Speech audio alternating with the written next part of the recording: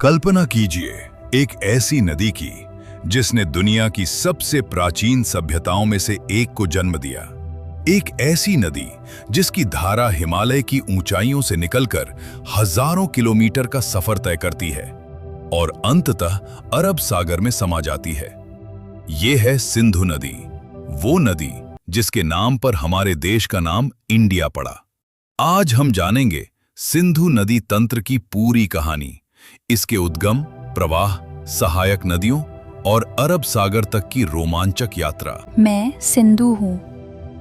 मेरा उद्गम तिब्बत में मानसरोवर झील के निकट स्थित चेमा युंगडुंग नामक हिमनद से होता है। समुद्र तल से लगभग 5000 मीटर की ऊंचाई पर जन्म लेकर मैं सबसे पहले उत्तर पश्चिम दिशा में अपना प्रवाह प्रारंभ करती हूँ। तिब्बत से निकलकर मैं भारत के लद्दाख क्षेत्र में प्रवेश करती हूँ। जिस स्थान से मैं भारत की सीमा में प्रवेश करती हूँ उसे डमचौक कहा जाता है। यहाँ मैं लद्दाख और जास्कर पर्वत श्रेणियों तथा गहरी घाटियों के बीच अपना मार्ग स्वयं बनाती हुई आगे बढ़ती हूँ। मेरे इस मार्ग को डुंगाती के नाम से जाना जाता है। इसके बाद जिस स्थान से मैं भारत की सीमा छोड़कर पाकिस्तान में प्रवेश करती हूँ उसे चिल्लास कहा जाता है। फिर मैं पाकिस्तान के मध्य भाग से बहती हुई अंततः अरब सागर में जाकर मिल जाती हूँ। लेकिन मेरी कहानी केवल मेरी नहीं है, बल्कि मेरी सहायक नदियों की कहानी भी है, जो अपने अपने क्षेत्रों से निकलकर मेरे विशाल प्रवाह का हिस्सा बनती हैं। मेरी प्रमुख सहायक नदी झेलम का जन्म जम्मू कश्मीर के अनंतनाग जिले में स्थित प्रसिद्ध प्राकृतिक झरने वेरीनाग से होता है। वहां से निकलकर झेलम आगे बढ़ती है और वुलर झील का निर्माण करती है, जो बांदीपोरा जिले में स्थित भारत की सबसे बड़ी मीठे पानी की झील है तथा एशिया की सबसे बड़ी ताजे पानी की झीलों में से एक मानी जाती है।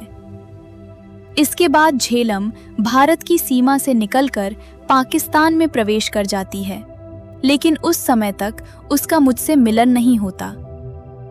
मेरी एक और महत्वपूर्ण सहायक नदी चिनाब है। हिमाचल प्रदेश की लाहौल स्पीति घाटी में बहने वाली दो नदियां चंद्रा और भागा आपस में मिलकर चिनाब नदी, जिसे चंद्रभागा भी कहा जाता है, का निर्माण करती हैं। हिमाचल प्रदेश से निकलकर यह जम्मू कश्मीर के रियासी नामक स्थान से भारत की सीमा के बाहर चली जाती है। पाकिस्तान पहुंचने के बाद चिनाब का संगम झेलम नदी से होता है और इस संगम स्थल को झुंग के नाम से जाना जाता है।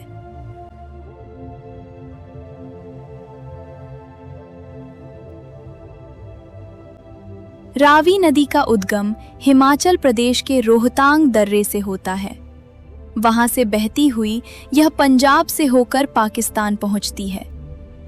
पाकिस्तान के पंजाब प्रांत में स्थित सराय सिंधु नामक स्थान पर रावी, झेलम और चिनाब के संयुक्त प्रवाह में मिल जाती है।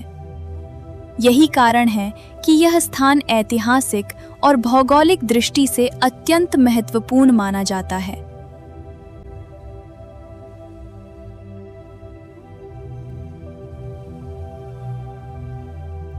मेरी एक अन्य प्रमुख सहायक नदी ब्यास है। इसका उद्गम हिमालय में रोहतांग दर्रे के निकट स्थित व्यास कुंड से होता है। लगभग 470 किलोमीटर की यात्रा करने के बाद ब्यास पंजाब के हरिके नामक स्थान पर सतलुज नदी में मिल जाती है। यहीं हरिके बैराज स्थित है, जो सतलुज और ब्यास नदियों के संगम पर निर्मित भारत की एक प्रमुख जल परियोजना है। वर्ष 1953 में निर्मित यह बैराज इंदिरा गांधी नहर का उद्गम स्थल भी है, जो राजस्थान के थार मरुस्थल के अनेक जिलों तक सिंचाई और पेयजल पहुंचाने में महत्वपूर्ण भूमिका निभाता है। मेरी सबसे लंबी सहायक नदी सतलुज है। इसका उद्गम तिब्बत के राकसताल से होता है। वहां से यह हिमाचल प्रदेश के शिप्की ला दर्रे के माध्यम से भारत में प्रवेश करती है और पंजाब से होकर पाकिस्तान पहुंचती है। आगे चलकर यह चिनाब नदी में मिल जाती है। अपने किनारों पर स्थित भाखड़ा नांगल बांध जैसी विशाल जल विद्युत परियोजनाओं के कारण सतलुज विशेष रूप से प्रसिद्ध है। जब सतलुज का अंतिम मिलन मुझसे होता है तो उस स्थान को मिथनकोट कहा जाता है। इसके बाद मेरा प्रवाह और भी विशाल हो जाता है। मेरी पश्चिमी सहायक नदियों में सबसे पहले नुब्रा और श्योक नदियां आती हैं। नुब्रा का उद्गम सियाचिन क्षेत्र से होता है, जबकि श्योक नदी सियाचिन के निकट स्थित रिमो ग्लेशियर से निकलती है। ये दोनों नदियां आगे चलकर मेरे जल में समाहित हो जाती हैं। इसके अतिरिक्त पाकिस्तान अधिकृत कश्मीर के गिलगित क्षेत्र से निकलने वाली गिलगित नदी भी आकर मुझ में मिलती है।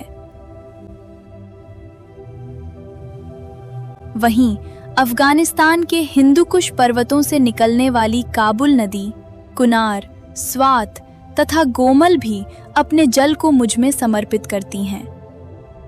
इन सभी नदियों का जल अपने साथ लेकर मैं हजारों किलोमीटर की यात्रा पूरी करती हूँ और अंततः अरब सागर की विशाल बाहों में समा जाती हूँ।